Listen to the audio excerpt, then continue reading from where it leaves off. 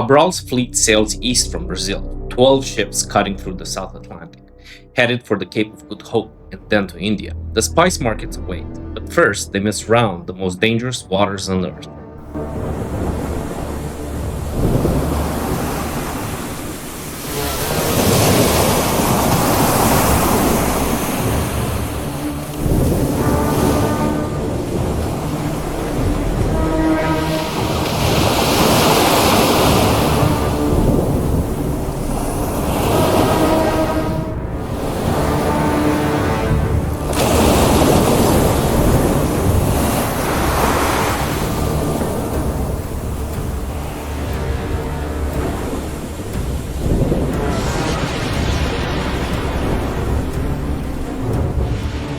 Among the captains sails Bartolomeu Dias, the man who first rounded the Cape of Good Hope 13 years ago.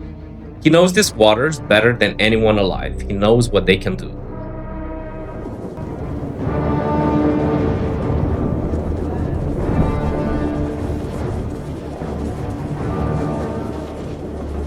The storm hits without warning.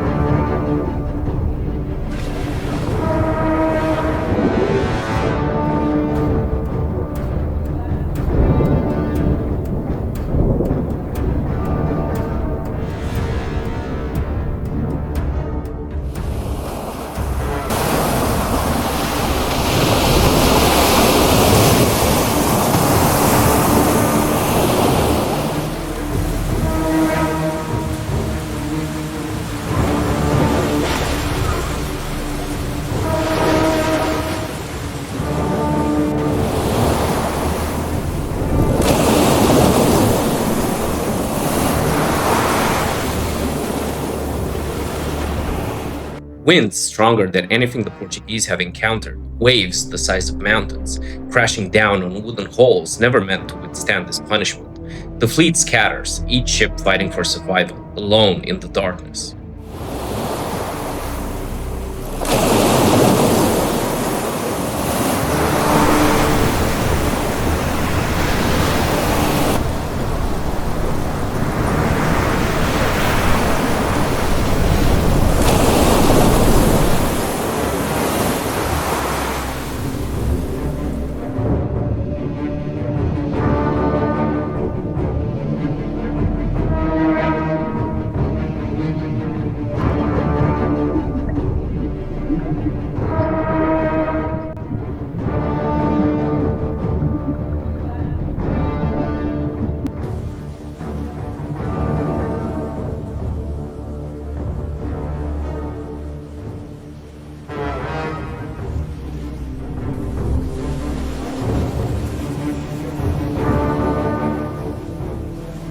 In one terrible night, 4 ships disappear beneath the waves, just gone. No survivors, no wreckage, no trace, 400 men swallowed by the ocean.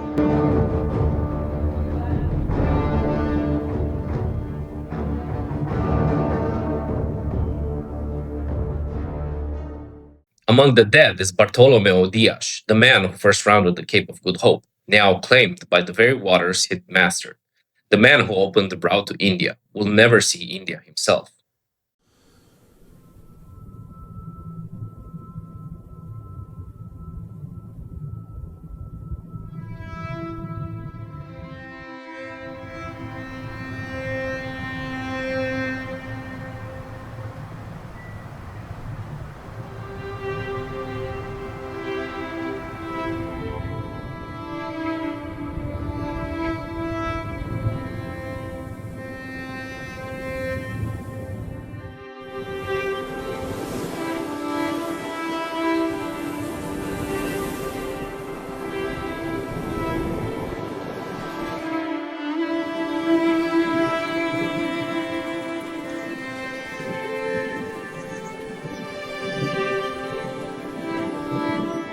When dawn breaks, only 8 ships remain, half of Cabral's original fleet gone.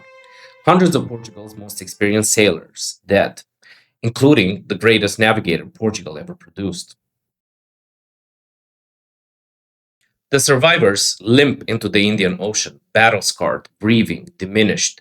Cabral's grand mission is nearly half destroyed, and he hasn't even reached Calicut yet.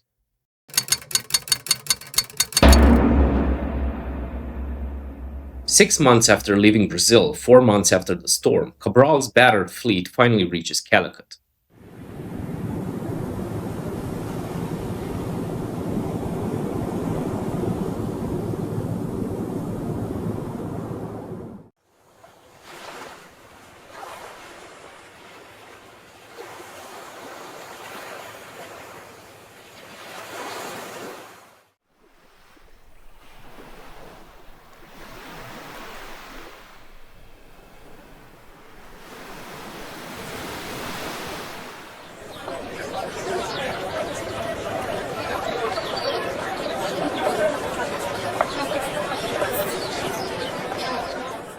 The Samudri welcomes him as the Gama's successor, expecting another profitable trading relationship. The Portuguese establish a trading post, a warehouse on the waterfront.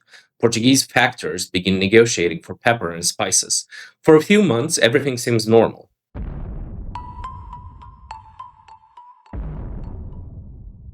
But beneath the surface, tensions simmer. The Arab merchants haven't forgotten the Gama's hostages, his cannon fire, and his arrogance. They watch the new Portuguese compound with suspicion and growing anger. The Portuguese demand exclusive trading rights. The Arabs see their livelihoods threatened. Something has to break.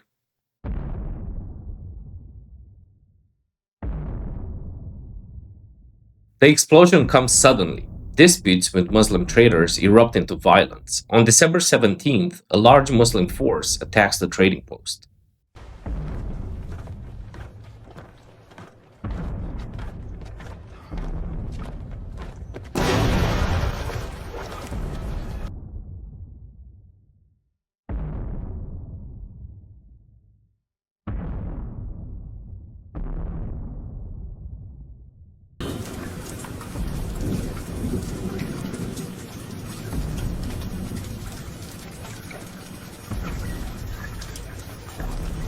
The Portuguese defenders fight desperately, but they're outnumbered, surrounded, cut off from their ships.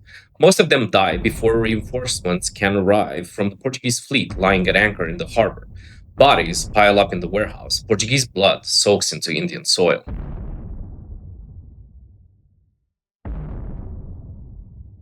When word reaches Cabral aboard his flagship, his response is immediate and brutal.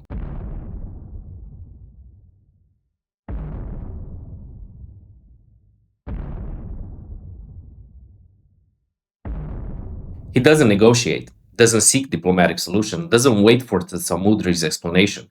He orders his cannons loaded.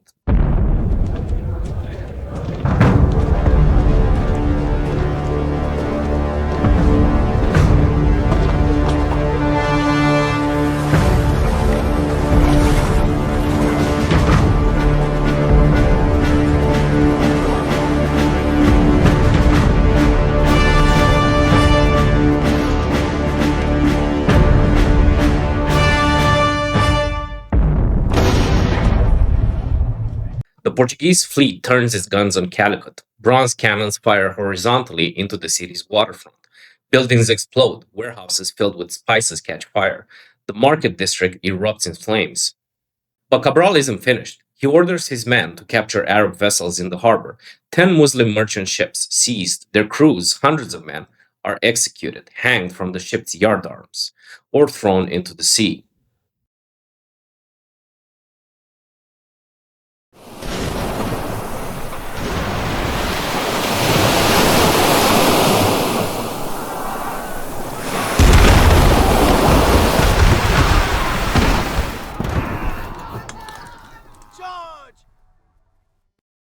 The message is clear. Calicut burns, Arab merchants hang from Portuguese yardarms, and everyone watching understands trade can only exist if you secure the transport, and the Portuguese have the upper hand. Cabral sails from the burning harbor, his ships loaded with spices bought with blood. The journey home takes months. Scurvy claims more men.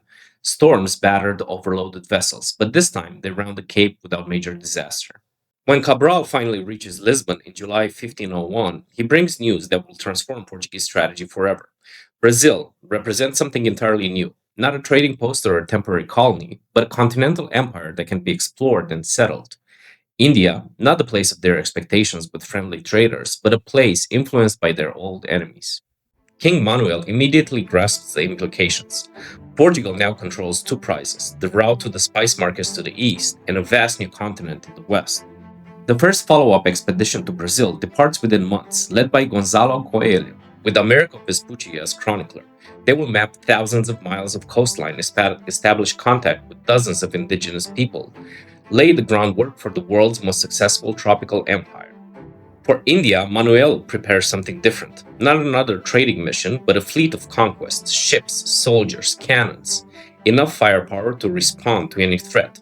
The next admiral who sails to India won't be as unprepared. He'll have the tools, the people, the firepower to not be caught off guard. The Portuguese anticipate a more hostile interaction than they have hoped. But Cabral himself, the accidental founder of the Brazilian Empire, finds his career ended by the very success of his voyage. The king initially plans to give him command of another expedition to India, then mysteriously changes his mind.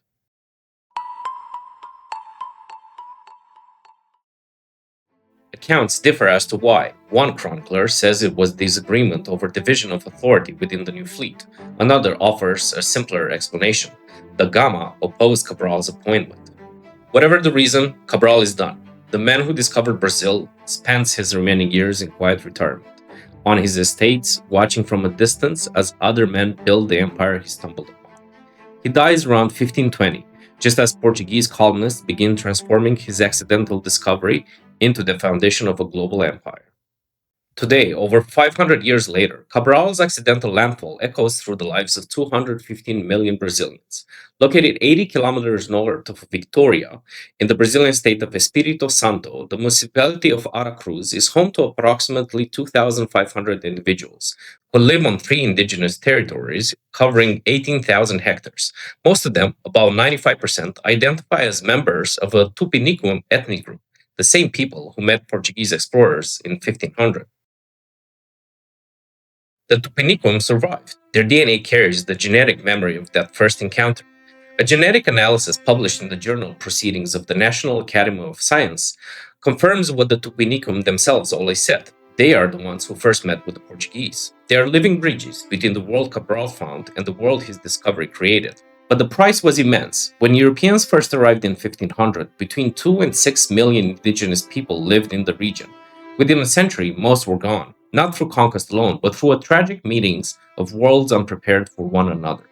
Diseases carried unknowingly across the ocean devastated populations with no immunity.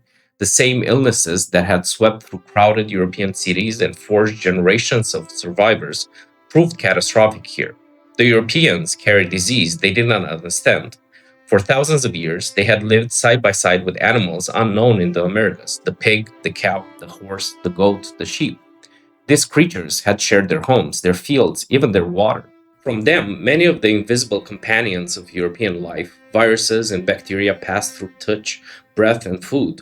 Generations of epidemics in crowded towns and unclean streets had forged a hard inheritance of partial resistance. Across the ocean, the people of the Americas had followed a different path.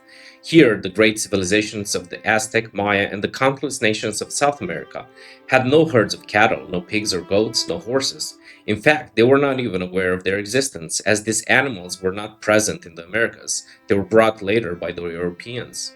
Their cities, though monumental, were cleaner, their water purer, their contact with animals limited. So when smallpox, measles, and influenza finally arrived, born of the complex old world ecology, they spread like fire through a forest that had never burned before. Warfare, enslavement, and displacement followed, but so too did alliances. Some indigenous nations joined the newcomers, seeking advantage over long-standing rivals.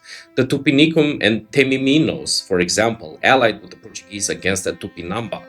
Later, indigenous allies fought besides the Portuguese in Rio de Janeiro against the French between 1555 and 1567.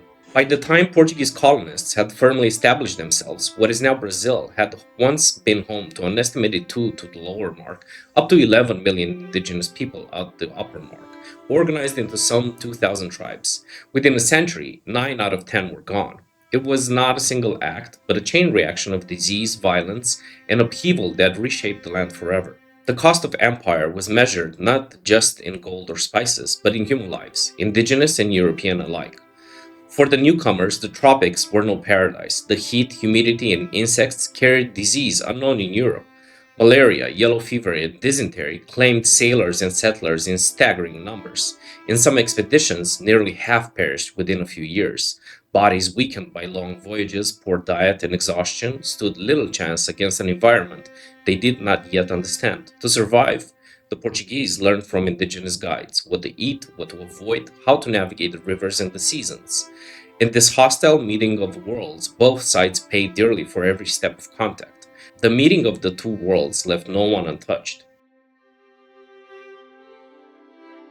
As 1501 dawns, Portugal rules an empire that spans from the Atlantic islands to the Indian Ocean. But the Brazilian discovery represents something unprecedented, not just trading posts and coastal factories, but a continent larger than Europe, full of mysteries, unknown plants, animals, and societies that the Europeans never expected to find. The consequences rippled through European politics. Spain realizes that the Treaty of Tordesillas has handed Portugal a prize. France and England begin planning their own American expeditions. The balance of European power shifts toward the Atlantic nations. Thanks for watching this series. I really appreciate you spending your time here. If you liked it, don't forget to press the like button, subscribe, and perhaps share it with somebody who might enjoy it as well. See you in the next one.